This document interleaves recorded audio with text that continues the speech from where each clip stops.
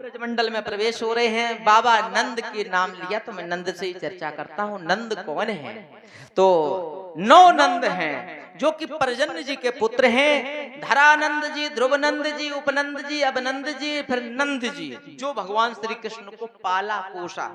सुनंद जी, कर्मानंद जी और धर्मानंद जी, ये और उसके बाद में श्री वल्लभ जी, ये 9 नंद हैं। और ये नंद जी है, इनकी पत्नी का नाम है, नंद जी की पत्नी का नाम यशोदा।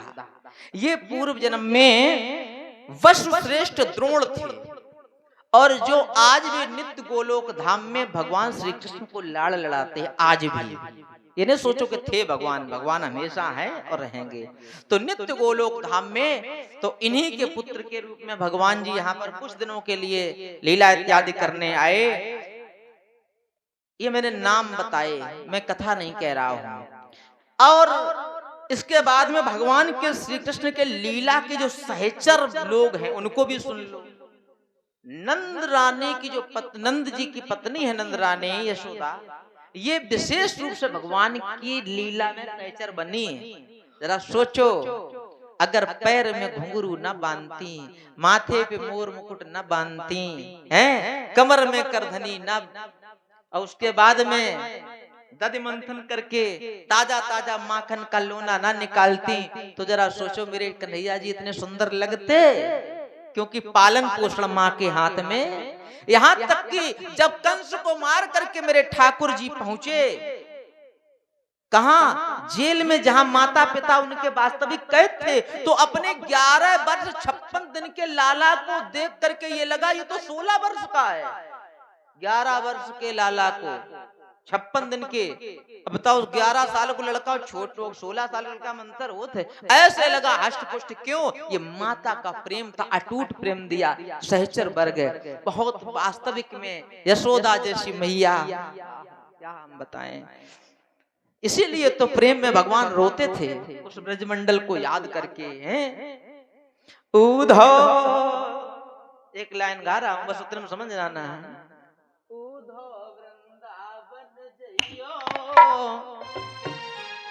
उधो उधो वृंदावन जइयो, जाय के गोपिन से कहियो, यादी करती तेरो सावर मेरे उधो उधो।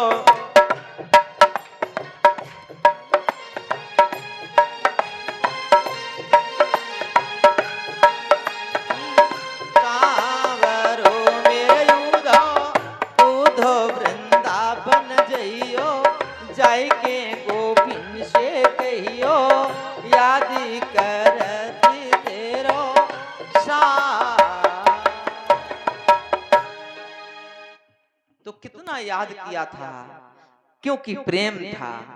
और इनमें भी सहचर वर्ग में प्रमुख नाम है सर्वेश्वरी श्री किशोरी जी का। यदि राधा ना होती तो कृष्ण क्या करते? जो राधा नाम न हो तो रसराज विचारो रो तो, ना हो तो जगत कल्याण रटे जा। राधे राधे। राधा नाम ना होता, वृषभान ना होते, कीर्ति ना होती तो क्या होता? राधा जी, अब राधा जी की कथा हम कैसे कहें, हमारी तो क्षमता नहीं है इतने। मैं ये नहीं कहता कि आप लोग श्रोता नहीं हैं, आप अच्छे श्रोता हैं, लेकिन सुनाऊं किसको? 12 बजे से समय है, 3 बज रहा है, किसको सुनाऊं? अब हमें दूसरी तैयारी है, लेकिन भगवान ने चाहा कभी ना कभी मैं केवल राधा तत्व पर करने की क्षमता तो नहीं है। राधा को कौन गा सकता है? कृष्ण को गाने वाले डूब के मर गए भक्ति में, लाखों डूब गए, करोड़ों तैयार हुए बैठे हैं, तो हम राधा रानी की कह, लेकिन फिर भी कुछ ना कुछ सुनाऊंगा। आज मैं इसको छोड़ रहा हूं, बस बोलो बाके बिहारीलाल की। सुख सारी संवाद में है। तो इनकी अष्ट सखियां हैं। सखियां भगवान की 5 प्रकार की हैं। नंबर 1 एक है सखी। याद देखो माताओं बहनों की संख्या ज्यादा है, इसलिए आप ध्यान से सुनना। सखी, सखी में कौन कौन है? कुसुमिका, विंध्या, धनिष्ठा इत्यादि। आप तो सखी बन भी जाते हैं तो आपसे बढ़िया हम क्या सुना सकते हैं। फिर है नित्य सखी। नित्य सखी में है कस्तूरी, मणिमंजारिका इत्यादि, मतलब बहुत। फिर है प्राण सखी। प्राण सखी में ससमुखी, बासंती, लास्टिका इत्यादि, मतलब बड़े बड़े नाम ले रहे हैं। उसके बाद में है प्रिय सखी, जो भगवान को प्रिय सखी है। कौन कौन है? कुरांगाक्षी, मंजुकेशी, माधवी, मालती इत्यादि। अब आई है पांचवी, जो है परम प्रेष्ठ सखी। इनकी चर्चा आपने भागवत इत्यादि में सुनी है, मैं आपके बीच में रख रहा हूं। नाम सुनिएगा। ललिता, विशाखा, चित्रा, इंदुलेखा, चंपकलता, रंग देवी, तुंगविद्रा, सुदेवी और रंग देवी। यानी कि ये 8 सखियां भगवान की परम प्रेष्ठ सखी हैं। कैसी हैं? समय इतना नहीं है, लेकिन फिर भी अगर चाहो तो थोड़ा वर्णन करूं। कोई जाने वाला तो नहीं है। अगर जैसे कथा थोड़ी लेट हो जाए, आप तो जाएंगे नहीं, हमने तो रोक ही दिया आपको। कोई बाहर से आया है क्या? उठा दो हाथ अगर कोई आना हो तो, फिर उनके लिए पहले प्रसाद व्यवस्था करवा दे। अरे तुमसे ज्यादा महाराज जी दूर से आए हैं। आपको तो गाड़ी भेज। हाँ, लेकिन आश्रम की व्यवस्था है, कोई बात नहीं, ठीक है, बहुत सुंदर भाव है। लेकिन फिर भी मैं थोड़ा, ललिता सखी कैसी है? सुंदरता की तो हम चर्चा कभी कर ही नहीं सकते, क्योंकि रुक्मिणी वहां पर सर पटक के वापस आ गई थी जब दूध का कटोरा गर्म ले गई थी। इतना तो हम सुना ही चुके पहले पिछली साल। अब सुनिएगा, 14 वर्ष 3 महीना की कोई बेटी हो और सुंदर हो तो कितनी होगी? ललिता जी हमेशा इतनी बड़ी रहती हैं, ना कभी घटती। 14 वर्ष 3 महीना 12 दिन की उम्र में जितनी एक बेटी होती है, कोई बहुत सुंदर उतनी। अब ये क्या करती हैं? मनोहर कांति इनके शरीर से निकलती रहती है, और जो ये साड़ी पहनती हैं, जो मोर पंख से, मयूर पुच्छ से छपी हुई है, कितनी सुंदर होंगी। ऐसी सब हैं। जैसे कि विशाखा है, ये तारक श्रेणी कांति की साड़ी में हमेशा 14 वर्ष 2 महीना 15 दिन की लगती रहती है, मगर सब लगी रहती है। ऐसी सब सुंदर हैं। अब हम चलते हैं आपकी सुदेवी सखी की ओर। सबके काम भी हैं। कोई क्या करती है, जैसे ललिता जी हैं, वो सखियों को सिखाती पढ़ाती रही हैं, कौन सेवा कैसी करेगी। कोई पंखा डुलती है, कोई मतलब जलझारी की सेवा करती है, कोई पान इत्यादि लगाती हैं भगवान के लिए। सब सखियां कुछ ना कुछ लगी रहती हैं। तो एक तुंगविद्या नाम की जो सखी है, नहीं सॉरी, सुदेवी नाम की, कुछ लोग इसको रंग देवी को कहते हैं कि नहीं, रंग देवी जी की सेवा थी। क्या सेवा थी इनकी? सेवा थी भगवान प्रिया प्रीतम के पुष्प श्रृंगार की सेवा थी, नहीं है आज भी। थोड़ा भाव में आइए। राधा कृष्ण बैठे हैं, उनको जब स्नान इत्यादि करके वस्त्र धारण वगैरह करवा दिए जाते हैं, तो ये पुष्पों की डलियां लाती हैं, बड़े बड़े सुंदर कमल इत्यादि पुष्प लेकर के, उनकी श्रृंगार छोटे बड़े फूल जैसे, ये नहीं केवल कमल पुष्प ही, हर प्रकार के और पुष्प लाती हैं, श्रृंगार करती हैं। एक बार की बात है, कान पूरा श्रृंगार हो गया राधा रानी का, कान में श्रृंगार, कर्ण फूल होते हैं ना, कर्ण फूल पहनाने वाले थी रंग देवी जी। और उसी समय भगवान की प्यारी बंसी बज गई। भगवान ने बंसी बजा दी। कहाँ? यमुना के किनारे। तो राधा उठ के खड़ी हो गई, एकदम सुनने लगी।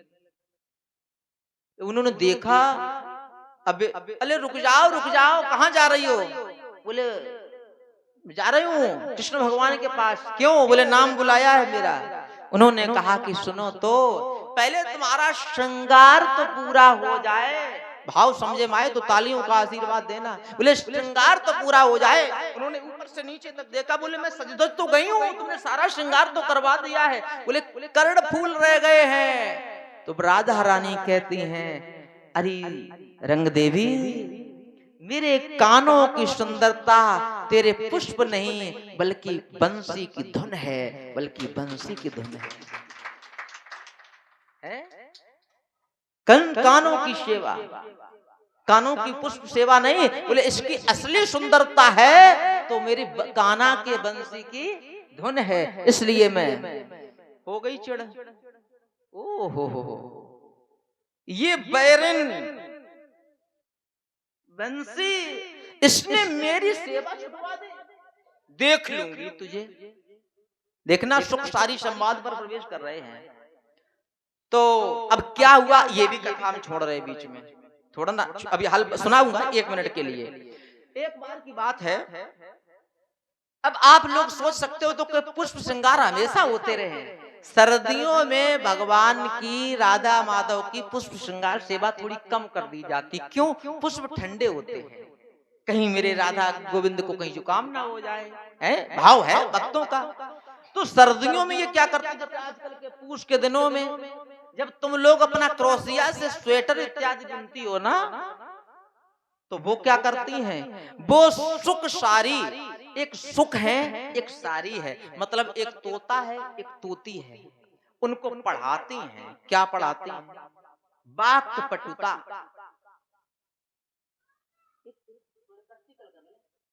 ये कुछ दिख रहा है? कुछ बोलो, सब लोग बोलो जरा, जरा ध्यान से देखना, ध्यान से। आवाज किसी को मिली? सच बताना, ये सिक्का गिरने की आवाज किस किस को मिली? हाथ उठाओ, यानी कि ना हो तो कोई बात नहीं।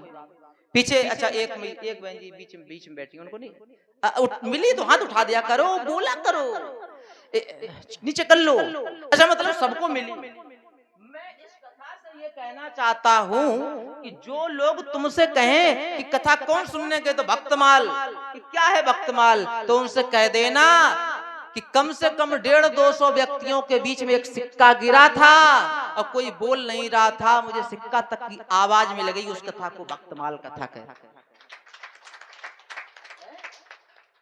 हैं। अच्छा इस कथा से प्रेम हुआ किनको किनको हुआ? हाँ सुन लीजिए, अब और आनंद आएगा। सुनिए भक्तमाल कथा, ये कथाएं बड़ा विलक्षण है। तो इन्होंने ये सर्दियों में क्या करती हैं, संवाद सिखाती हैं। जैसे छोटे छोटे बच्चों को हम लोग अपना ABCD घर में सिखा देते हैं, तो कैसे कैसे श्रृंगार सिखाती हैं, कैसे कैसे संवाद सिखाती हैं। सुनो, जैसे कि भगवान के यहाँ कोई कुछ और सेवा तो है नहीं, बस मनोरंजन भाव है भाई, भगवान का धाम है, उसमें और तो कुछ है नहीं। तो वहां पर हंसी मजाक होती है। तो वहां पर क्या होता कि भगवान कन्हैया की तरफ से सुख बैठते हैं और राधा रानी की तरफ से सारी बैठती हैं। वो उनकी कमी और वे उनकी कमी। अब कमी का मतलब है कि कोई बुराइयां नहीं, मतलब आनंद के सरोवर में डूबो। क्या मैं आपको डुबोऊं? बोलो डुबोऊं? तो एक बार सुख बोले कि हमारे कन्हैया तो अंगूर हैं। अंगूर बोले कैसे? बोले रस भले हैं, रसीले हैं, देखो खाओ, रसई रस है, कुछ फेंकने वाली कोई चीज है ही नहीं। अब सारी बोल ये कन्हैया तुम्हारे रस भरे है, बात तो तुम सही कह रही हो, लेकिन अंगूर नहीं है। बोले कैसे हैं, क्या है? बोले रस भरे हैं, मीठे हैं, अच्छे हैं, लेकिन अंगूर नहीं। बोले फिर क्या है? बोले ये गन्ना है, गन्ना। बोले कैसे? जब तक इनके कान पकड़ के ऐंठो न जाए। आप समझ गए? अब ये वही समझ सकता है जो कृष्ण की लीला, कृष्ण की कथाओं को सुनता होगा। हैं कान पकड़ के नाचो तो भगवान कन्हैया नाचे। एक माखन का लोना दिखाया, लो माखन दूंगी। अरे बांसुरी बजा दे तो है माखन, बांसुरी बजा दे तो है बांसुरी बजाए तो है माखन में लाओ।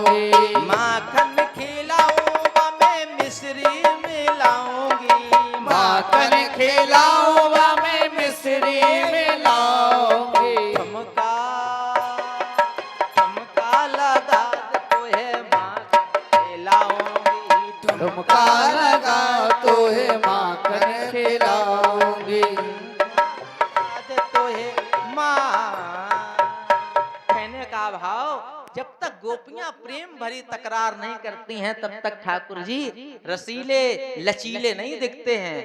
अब तो बेचारे सुख चुप, अब चुप, अब इसका उत्तर कैसे होगा? तो यही रंग देवी जी सर्दियों में उनको सिखाती रहती हैं, पढ़ाती रहती हैं। समझ गए आप लोग? एक आधे और उदाहरण दे दें। एक बार की बात है कि उन्होंने कहा कि बात तो तुम्हारी सही है, हमारे कन्हैया तुम्हें पता है कैसे हैं? बोले बड़ा बलशाली है, बड़ा बलशाली है। बोले कैसे?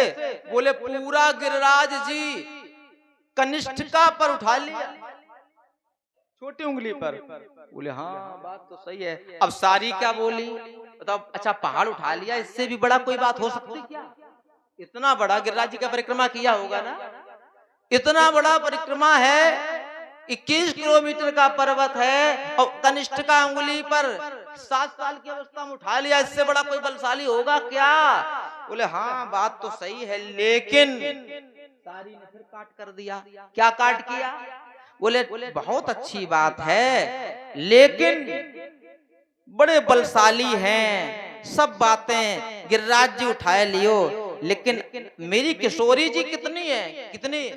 बोले अगर प्यार भरी चितवन से ऐसे देख लेना तो इन पे बंसी ना उठी जाए, बंसी।